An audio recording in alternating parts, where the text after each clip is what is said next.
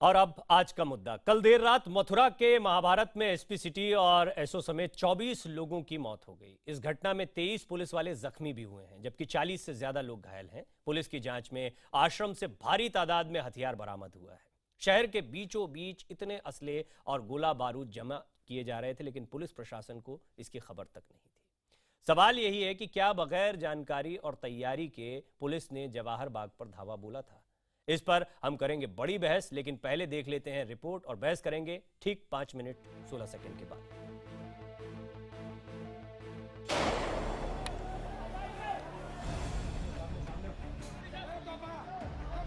कृष्ण नगरी में खूनी खेल, जमीन पर अवैध कब्जे की जंग, पुलिस और प्रदर्शनकारियों में संघर्ष, 2 पुलिस अफसर शहीद। मुझे मेरा बेटा चाहिए, हम लाके दे नहीं मेरा बेटा। मारे गए 22 उपद्रवी।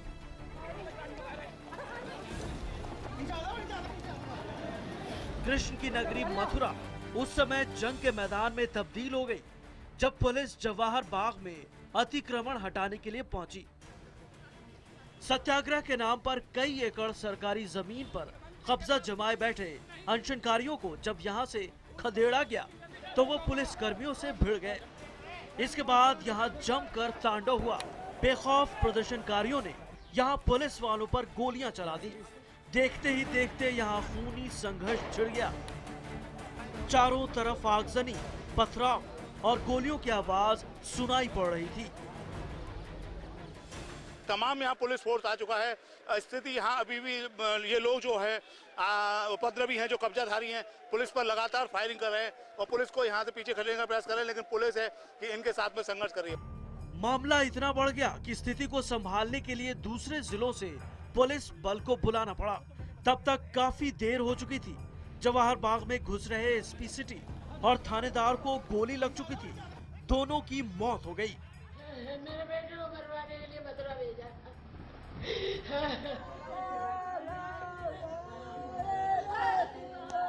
इस पूरे ऑपरेशन में 23 पुलिस वाले घायल हुए हैं। मौके पर पहुंचे डीजीपी के मुताबिक 22 उपद्रवी भी मारे गए, जबकि 40 से ज्यादा लोग जख्मी हुए। अब तक की सूचना के अनुसार कुल मिलाकर 22 उपद्रवी जान गंवा चुके हैं, जिनमें से 11 आग में झुलस कर मरे हैं। वो आग जिन्होंने खुद लगाई थी उसमें झुलस कर मरे हैं।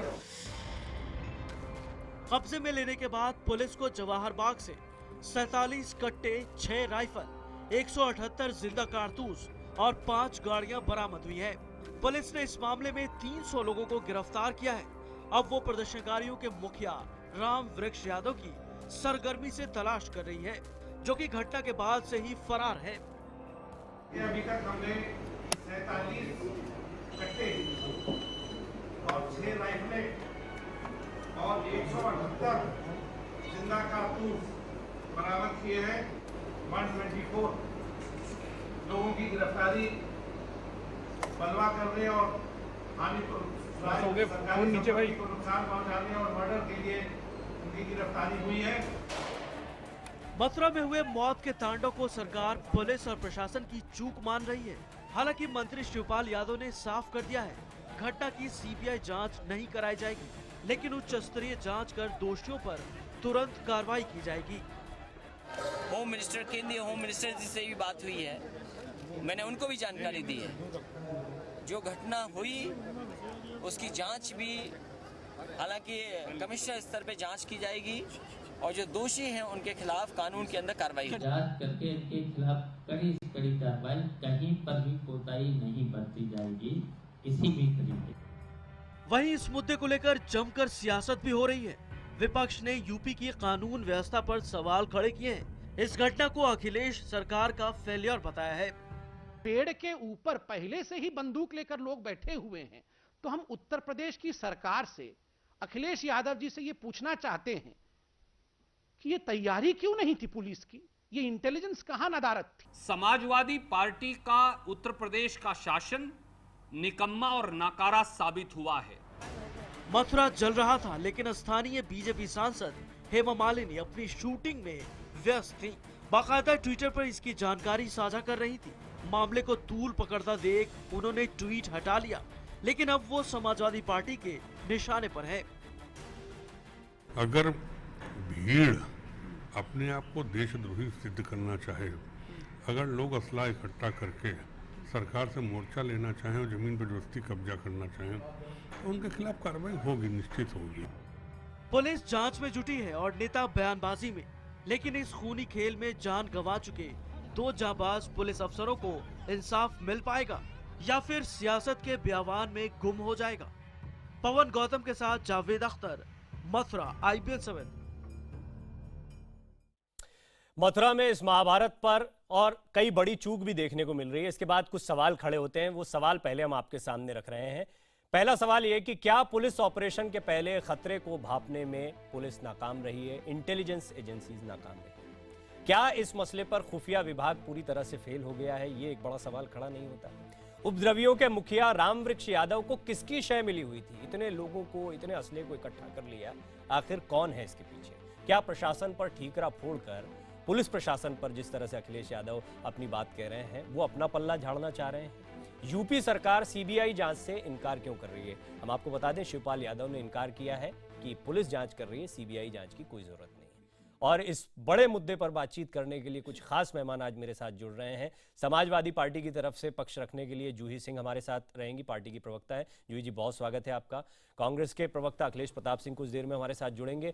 उत्तर प्रदेश के पूर्व डीजीपी और पुलिस रिफॉर्म पर काफी काम करने वाले प्रकाश सिंह जी हमारे साथ स्टूडियो में मौजूद हैं, बहुत स्वागत है सर आपका। बीजेपी के राष्ट्रीय प्रवक्ता प्रेम शुक्ला जी मेरे साथ मौजूद हैं। शुक्ला जी, आपका स्वागत है। देश के जाने माने पत्रकार रामकृपाल सिंह जी हमारे साथ मौजूद हैं, सर आपका भी बहुत बहुत स्वागत है। शुरुआत जूही जी आपसे करना चाहेंगे, क्योंकि सवालों के घेरे में अभी उत्तर प्रदेश सरकार है। मुख्यमंत्री का ये कह देना कि पुलिस नाकाम रही है, इंटेलिजेंस नाकाम रहा है, क्या सरकार अपनी ही नाकामी को नहीं स्वीकार कर रही है? हमारे 2 पुलिस अफसरों की शहादत हुई है, बहुत संवेदनशील मुद्दा है। माननीय मुख्यमंत्री जी ने ये नहीं कहा कि केवल पुलिस जिम्मेदार रही है, उन्होंने कहा कि हम उच्च स्तरीय और गंभीर जांच कराएंगे। अगर कहीं कोई चूक हुई है जिसकी वजह से ये शहादतें हुई हैं और एक अतिक्रमण हटाने का मसला इतना सीरियस हो गया है, तो चाहे वो कोई भी हो, चाहे पुलिस अधिकारी हो या जिसको एक प्रश्न चिन्ह के रूप में खड़ा किया जा रहा है कि किसका पॉलिटिकल संरक्षण था, उन पर भी कार्रवाई होगी। और ऑलरेडी जांच के आदेश दिए जा चुके हैं। हमारे कैबिनेट मंत्री शिवपाल जी ने भी एक प्रेस कॉन्फ्रेंस की थी, जिसमें भी यही कहा गया था कि उच्च स्तरीय जांच, गंभीर जांच और टाइम बाउंड जांच करके हम कोशिश करेंगे कि तुरंत जो है जो भी ये क्षति हुई है या जो भी दोषी हैं उनके ऊपर कार्रवाई की जा सके, उनको पीड़ित परिवारों को न्याय दिलवाया जा सके। अतिक्रमण का मसला था, जैसे ही न्यायालय का आदेश आया वैसे ही डिस्ट्रिक्ट एडमिनिस्ट्रेशन गया इस अतिक्रमण को हटाने के लिए। प्रकाश सिंह जी बैठे हैं, ये तो फ्रंटलाइन ऑफिसर डिसाइड करता है कि उसकी तैयारी है कि नहीं है और अतिक्रमण में उसकी कितनी पुलिस फोर्स लेकर जानी चाहिए। लेकिन कहीं जहां भी चूक हुई है, हम सीरियस हैं कि हम जरूर इस पर एक्शन लेंगे, इतना मैं जरूर कह सकती हूँ। ठीक है। क्या प्रेम शुक्ला जी इस पर बयानबाजी कर प्रेम शुक्ला जी, क्या राजनीति को गरमाया जा रहा है? इसे भी एक राजनीतिक मुद्दा बनाया जा रहा है? ये राजनीतिक मुद्दे से ज्यादा जो है किस तरह से अराजकता व्याप्त है वो तो साफ साफ परिलक्षित हो रहा है ना। 2 पुलिसकर्मी शहीद होते हैं, पहले तो मैं उनको नमन अर्पित करूंगा कि उन्होंने जो है अपनी शहादत दी। और ये आप इसमें सबसे बड़ी चीज आप देखेंगे कि पुलिस बल वहां कार्रवाई करने कब गए, जब उसको हाईकोर्ट ने आदेश दिया। 2014 से लेकर 2016 तक 2 वर्षों तक रामवृक्ष यादव को संरक्षण किसने दिया था? और शिवपाल यादव जी आज सीबीआई जांच नहीं होगी पहले क्यों कह रहे हैं? इसका बहुत साफ कारण है कि रामवृक्ष यादव के गॉडफादर जो है वो शिवपाल सिंह यादव ही हैं और उनके कारण ही आज दिन तक नहीं, ये आप एक बहुत बड़ा आरोप लगा रहे हैं, इसका कोई आधार है बीजेपी के पास? पुलिस महकमा जो है कार्रवाई करने की स्थिति में नहीं था।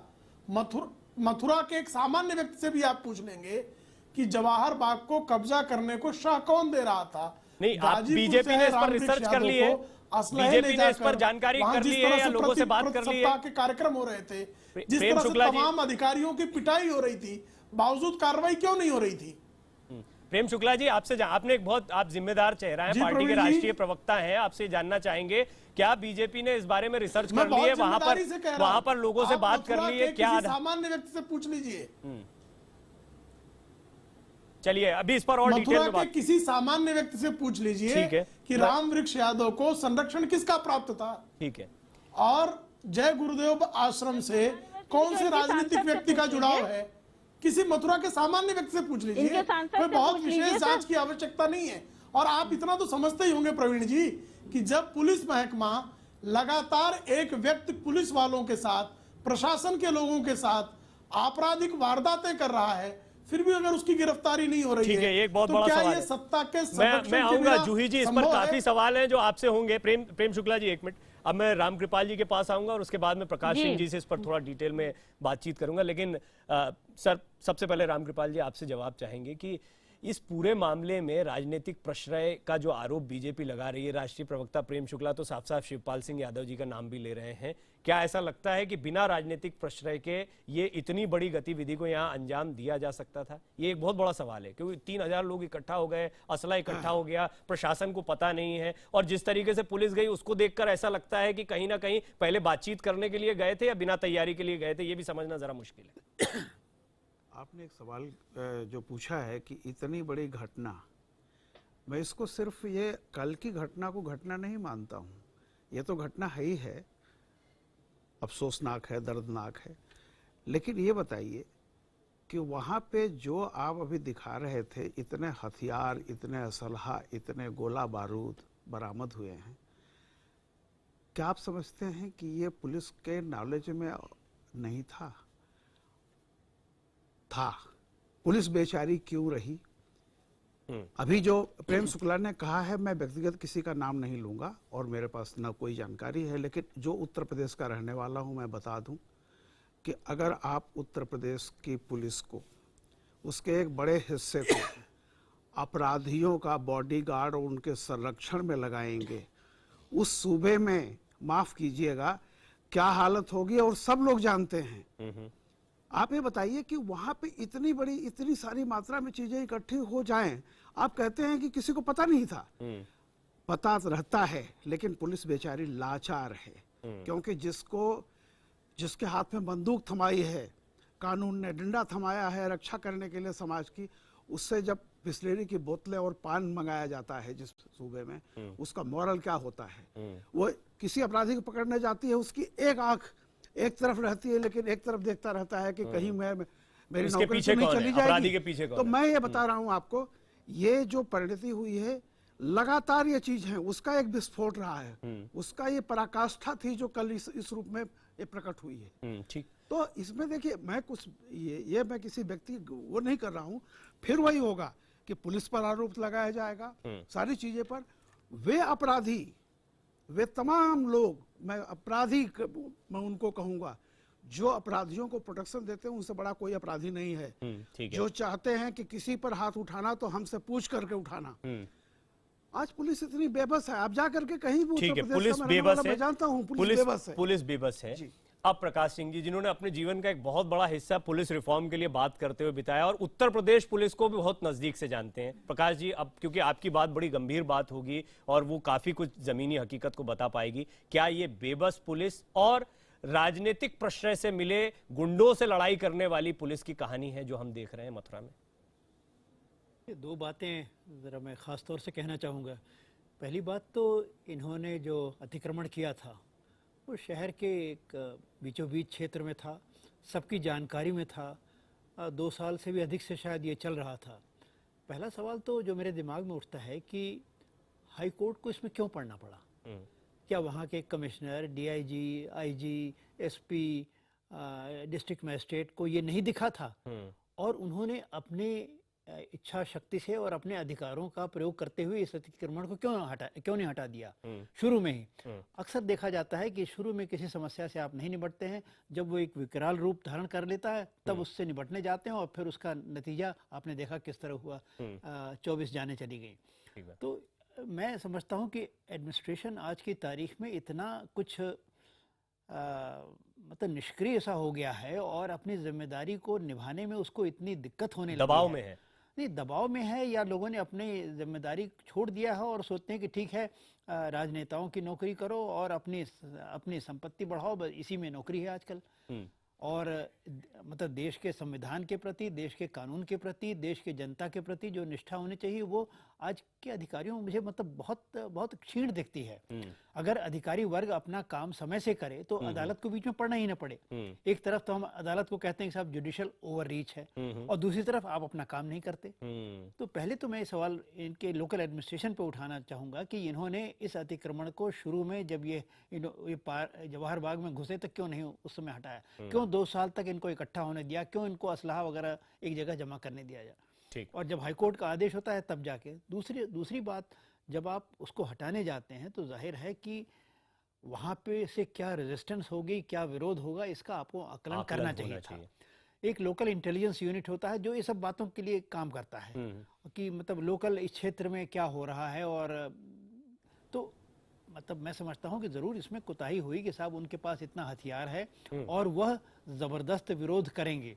ये शायद असेसमेंट एसपी सिटी को जो शहीद हो गए उनको नहीं था, थानाध्यक्ष को नहीं था और ये लोग आगे चले गए। और मुझे पूरी उम्मीद है कि कुछ और चीजें आप विस्तार से इस पर बताएंगे, मैं उस पर क्योंकि एक ब्रेक पर जाना है। उससे पहले मैं चाहूंगा कि 2 जो महत्वपूर्ण प्रश्न आपने उठाए हैं जूही जी, यहाँ पर प्रेम शुक्ला जी से आपके कुछ राजनीतिक मतभेद की वजह से बहस हो सकती है, लेकिन रामकृपाल जी, प्रकाश सिंह जी ऐसे जिम्मेदार लोग जो बातें उठा रहे हैं उसमें राजनीतिक प्रश्रय, दबाव, हाईकोर्ट को बीच में आना पड़ रहा है, लोकल एडमिनिस्ट्रेशन को बिल्कुल नकारा हो गया था, वो कुछ काम नहीं कर पा रहा था। इस तरह की बातें अगर प्रकाश सिंह जी कहते हैं तो क्या सरकार कटघरे में खड़ी नहीं हो जाती?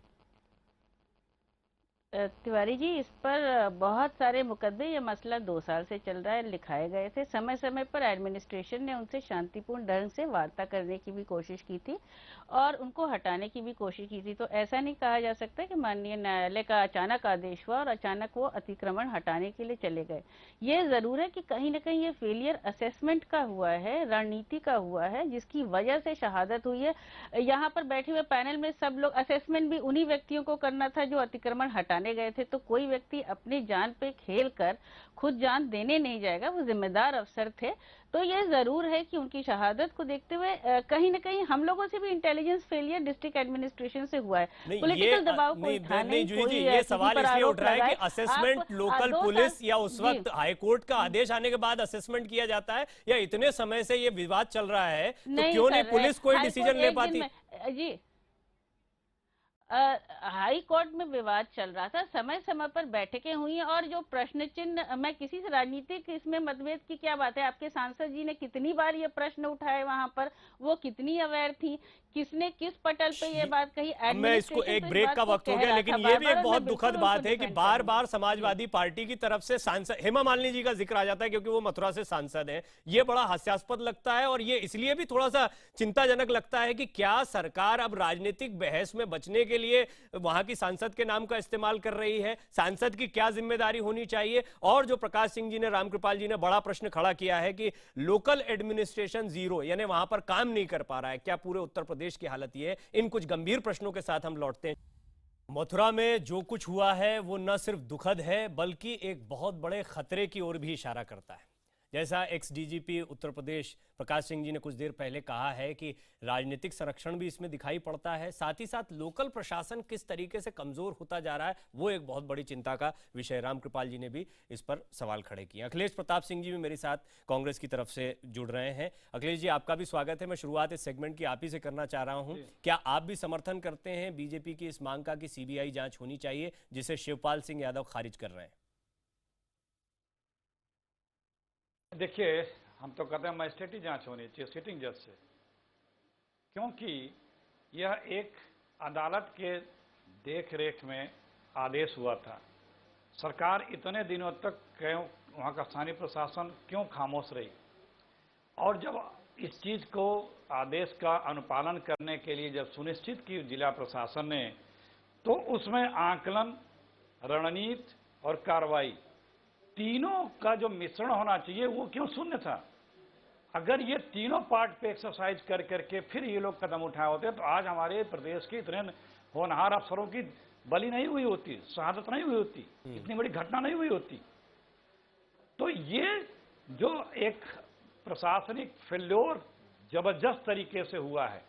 2 साल से लोग वहां बैठे हुए हैं, तड़प बढ़ती जा रही है। जिलाधिकारी निवास के बगल में है, जो मुझे जानकारी है, बताया गया है। नहीं, बिल्कुल ठीक है आपकी और जानकारी। लोगों को ऐसा तो है ना कि ऐसा तो नहीं है कि प्रशासन को इन सब चीजों से जानकारी नहीं होगी। तो आप एक इतनी बड़े अमले से ऑपरेट करने जा रहे हैं जो जबरदस्त, जो कई बार मनाने के बाद भी हट नहीं रहे। ठीक। तो उसमें किस तरह से खाली कराने की रणनीति बनानी चाहिए थी? क्या जरूरत था कि उसे सिर्फ ऑपरेट करके ही हटाया जाए? उसको किसी मीटिंग के नाते बुलाया गया होता, उन लोगों को ग्रुप डिस्कशन के प्रशासन से बैठक के लिए बुलाया गया होता, वहां डिटेन किया गया होता। कई रणनीति होती हैं, कई तरकीबें होते हैं प्रशासन के पास, लेकिन सीधे जैसे सड़क पे के किनारे इनक्रोच खुंचे हटाने के लिए लेके पहुंच गए बुलडोजर और पुलिस फोर्स, उस तरह पहुंच गए। ये आंकलन गलत था टोटली। जब वहां लोग इस तरह से जबरदस्ती बैठे हुए हैं, असले लिए बैठे हैं, पता नहीं कितनी इनपुट थी कि नहीं थी, लेकिन मुझे जहां तक एक जानकारी और आज ही मिली है कहीं से कि यहां से एक आईजी अफसर का अधिकारी भी गया था मथुरा। मुझे बड़े जिम्मेदार व्यक्ति ने बताया है कि उसकी आंकलन करने के लिए कि वहां पे कैसे कैसे लोग हैं। वो पीएससी के आईजी हैं इस समय शायद। तो अगर इतने लेवल पे ये चल रहा है ऑपरेशन करने का, वहां पे चीजों को खाली कराने का, तो कैसे चूक हुई?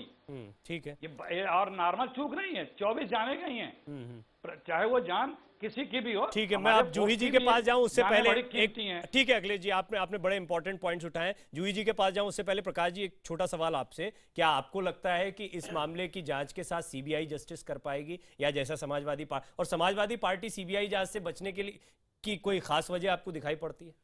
देखिए, इस घटना के 2 पहलू हैं। एक तो ये कि रामवृक्ष यादव को इतना बड़ा वृक्ष किसने होने दिया, किसी का संरक्षण था या नहीं, और दूसरा है इन्वेस्टिगेशन का पहलू। जहाँ तक इन्वेस्टिगेशन का पहलू है, मेरे ख्याल में यूपी पुलिस सक्षम है इसको करने के लिए। पर अगर रामवृक्ष को किसी का संरक्षण प्राप्त था तो वो यूपी पुलिस उसका नकाब नहीं उतार पाएगी, जस्टिस नहीं हो पाएगा। उसके लिए फिर सीबीआई में ही ये जाना जरूरी है। इसलिए मैं समझता हूँ संपूर्ण प्रकरण की जांच सीबीआई को सौंप दी जानी चाहिए, ये जानने के लिए कि आखिर रामवृक्ष यादव की ये जो जहरीली बेल थी वो इतनी ज्यादा कैसे फैल गई, वो कैसे इतने मजबूत हो गए, कैसे कहां से उनको इतने हथियार आते रहे, और क्यों प्रशासन उनके सामने पंगु हो गया। जूही जी, आप प्रेम शुक्ला जी की, अखिलेश प्रताप सिंह जी की मंशा पर तो प्रश्न चिन्ह लगा सकती हैं, लेकिन प्रकाश सिंह जी अगर कहते हैं कि इस पूरे मामले में जस्टिस चाहते हैं, जांच अगर ठीक तरीके से चाहते हैं तो सीबीआई को दिया जाना चाहिए, क्योंकि प्रश्रय किसी बड़े चेहरे का हो सकता है। क्या अब भी आप कहेंगी कि इसकी जांच को उत्तर प्रदेश पुलिस, जिसका इंटेलिजेंस नाकाम रहा है इस पूरे मामले में, वो कर पाएगी? प्रकाश सिंह जी, अखिलेश प्रताप सिंह जी और प्रेम शुक्ला जी से भिन्न कैसे हैं, या हम लोग एक मुद्दे पर बात कर रहे हैं। हमको लगता है कि हमारी पुलिस इसमें सक्षम है जांच करने के लिए। कमिश्नर को जांच दी जा चुकी है, और अगर और किसी से जांच करवाने की आवश्यकता पड़ेगी तो सरकार इसमें निर्णय ले लेगी। अभी हमें ऐसा नहीं लग रहा है। बहुत बड़ी एक मैं ये माफी के साथ ये प्रश्न उठाना चाह रहा था, क्योंकि अखिलेश जी ने खुद ही अखिलेश यादव जी ने खुद ही पुलिस पर प्रश्न चिन्ह लगा दिया, उसके बाद आप कह रही हैं कि सक्षम है पुलिस। जांच वहां पर अतिक्रमण को हटाने के लिए वहां की स्थानीय पुलिस गई थी। एक फेलियर हुआ जिसकी वजह से कुछ जाने गई, वो लोग खुद उस ऑपरेशन को लीड कर रहे थे। अखिलेश जी ने, हमारे माननीय मुख्यमंत्री जी ने किसी के ऊपर प्रश्न चिन्ह नहीं लगाया है। उच्च स्तरीय जांच होगी, उनसे भी ऊपर लोग हैं जो इस जांच को करेंगे। अगर उस जांच से भी कोई सरकार के सूत्रधार ही इस पूरे कांड के जिम्मेदार हैं, इसलिए किसी भी निष्पक्ष एजेंसी से जब जांच होगी तभी दूध का दूध और पानी का पानी होगा। मुझे लगता है कि आप लोग सबको सब कुछ इस पैनल पर पता है। किसी को आपको पता होता तो ये दुर्घटना ही नहीं होती ना। आधार पे पता है। यदि आपके सत्ताधारी परिवार ने एक जाति विशेष के अपराधियों को संरक्षण नहीं दिया होता उनके तो आज सामने इस तरह से जो है गोपनीय पुलिस तरीके दल के होनहार जवानों का बलिदान नहीं हुआ होता। ये केवल मुद्दे को, एक बहुत ही गंभीर मुद्दे को आप नॉन गंभीर बना रहे हैं। आप जब जांच होगी तो एक कोई ना कोई उस जांच को करेगा। इस मुद्दे को गंभीरता से जो भी आपको ज्ञात हो, जिसके ऊपर भी आप प्रश्न चिन्ह लगा रहे हैं, आप उस अथॉरिटी को बताइएगा, नहीं तो खुलकर ना जो अपराधी है वही जांच भी करेगा। बहुत बड़ा अपराधी कौन है सर, जो जिनको नाप सौंपी गई है? नहीं, अपराधी स्वयं अपनी जांच करेगा। आईएएस ऑफिसर है आप। राम वृक्ष यादव के संरक्षण जो माननीय कैबिनेट वो जांच के भी संरक्षण होंगे। आपको कैसे पता सर? नहीं, आपके पास क्या प्रूफ है? जूही जी चलिए, हाँ वो एक राजनीति, मैंने पहले भी ये सवाल किया था कि इतना गंभीर आरोप अगर प्रेम शुक्ला जी लगा रहे हैं तो उसका क्या आधार है। लेकिन एक मिनट रुक जाइएगा प्रेम जी आपकी बात को ही रख रहा हूं, सुन लीजिए एक। हाँ अखिलेश जी आ रहा हूं आपके पास। प्रकाश सिंह जी ने कहा अगर राजनीतिक प्रश्रय है जो कि समझ में आता है इस घटना को देखने के बाद में, तो उसकी जांच के साथ जस्टिस नहीं कर सकता वहां का लोकल पुलिस प्रशासन। इस बात में आपको क्या कमी दिखाई पड़ती है या क्या कमजोरी दिखाई पड़ती है? ये उनकी ओपिनियन है सर, उनकी ओपिनियन है। हमें लग रहा है जस्टिस कर सकता है, अगर जरूरत पड़ेगी तो किसी और से जांच करा लेंगे। आज के दिन में ये उनकी विचारधारा, उनकी ओपिनियन है। क्या आप लोगों की ओपिनियन को आपकी ओपिनियन कह दिया जाता है इसलिए पुलिस रिफॉर्म नहीं हो पा रहा है, या ये हालत है? अब चलिए पुलिस रिफॉर्म का मुद्दे पे कभी और बात करेंगे, अभी तो केवल इसकी जांच की बात है। प्रकाश सिंह जी तो नहीं, लेकिन क्या आपको लगता है अभी, क्योंकि उत्तर प्रदेश की इस घटना पर पर्टिकुलरली फोकस करें, तो अभी भी आपको लगता है कि इस मामले में अगर सीबीआई नहीं आई तो कोई जस्टिस जांच के साथ नहीं हो पाएगा? सीबीआई अगर नहीं आई तो इसमें जो पॉलिटिकल एंगल है वो तो नहीं। एक मिनट प्रकाश जी कुछ बोल रहे हैं। मैं कह रहा हूं अगर इसमें कोई राजनीतिक एंगल है, दृष्टिकोण है या राजनीतिक प्रश्रय है, तो वो स्थानीय पुलिस की जांच से तो वो सामने नहीं आएगा, ये तो जाहिर है। स्थानीय पुलिस इन्वेस्टिगेशन कर सकती है, कल्प्रिट्स को आइडेंटिफाई कर सकती है, चार्जशीट लगा सकती है, उनको सजा दिला सकती है, वो सब तो कर लेगी। परंतु अगर इसमें कोई पॉलिटिकल एंगल है तो उसको स्थानीय पुलिस उसको नहीं खुला सकती। रामगोपाल जी फटाफट ब्रेक। प्रकाश जी ने एक बहुत महत्वपूर्ण बात कही थी कि ये मामला हाई कोर्ट के निर्देश पर हुआ है। पहली बात तो यह है कि हाई कोर्ट के निर्देश पर कोई चीज वो सरकार एक्शन ले रही, इसका मतलब है कि सरकार स्वेच्छा से ये उसका फैसला नहीं था।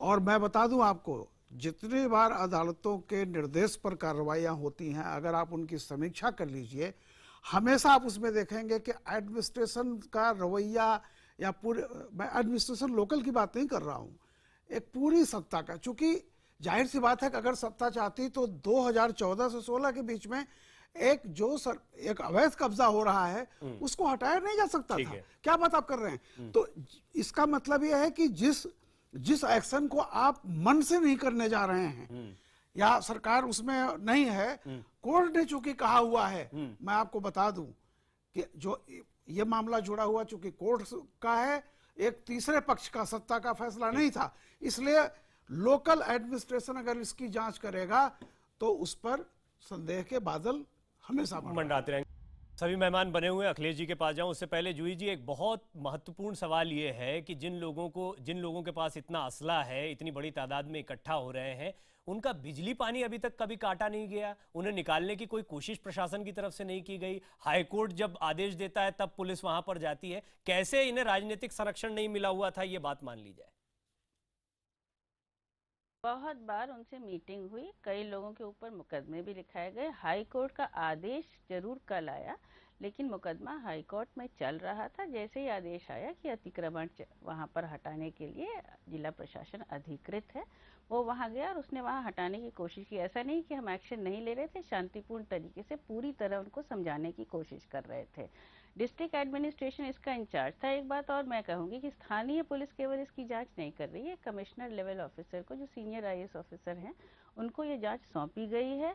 प्रशासन, अगर हमारी सरकार ये सोचती है कि लोग उस जांच से भी सेटिस्फाइड नहीं होंगे तो जरूर इसको हम आगे ले जाएंगे। पहले भी हमने बहुत सारे मसले सीबीआई को रेफर किए हैं।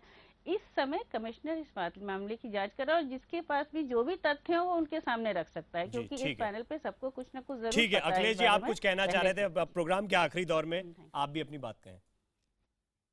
देखिए महत्वपूर्ण यह है, उत्तर प्रदेश की 20 करोड़ जनता के मन में यह संशय होने लगा है कि अब चुनाव आने वाले हैं। बहुत से लोग माहौल बिगाड़ने का प्रयास कर रहे हैं, लेकिन क्या हमारा प्रदेश का जो प्रशासन है वो इतना सक्षम है कि इस घटना के बाद तो चिंता होने लगी है किसी भी समझदार व्यक्ति को कि हमारा प्रशासन सूझबूझ से, सूचना तंत्र से और रणनीति से क्यों फेल हो रहा है। ऐसे लोगों के हवाले यदि उत्तर प्रदेश के हर जनपद हैं तो कोई भी षड्यंत्रकारी या कोई भी जो भी माहौल बिगाड़ने का प्रयास करेगा वो तो बड़े आसानी से सफल हो जाएगा। तो हमें ऐसे आवश्यकता है कि प्रदेश की सरकार आज यह यकीन दिलावे कि हमारे सक्षम अधिकारियों के हाथ जनपदों में है।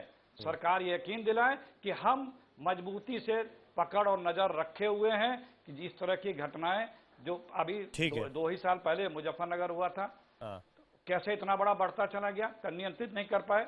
इलाहाबाद में अभी दरोगाओं और पुलिस में आपस में गांव में गोली चली गई थी, मर गए। तो ये यकीन दिलाने का काम प्रदेश की सरकार को, प्रशासनिक अधिकारियों को अपनी क्षमता दिखाने का काम है। नहीं तो यही लगेगा सरकार के इस कार्यकाल का तो ये अंतिम समय आ गया है, देखना होगा कि जनता इसको कितना स्वीकार कर पाई, जनता क्या सोचती है। यही खतरनाक समय, ठीक है, चुनाव का समय है, कोई कुछ करने को हर कोई। प्रेम शुक्ला जी, इस पूरे मामले पर आपको क्या लगता है?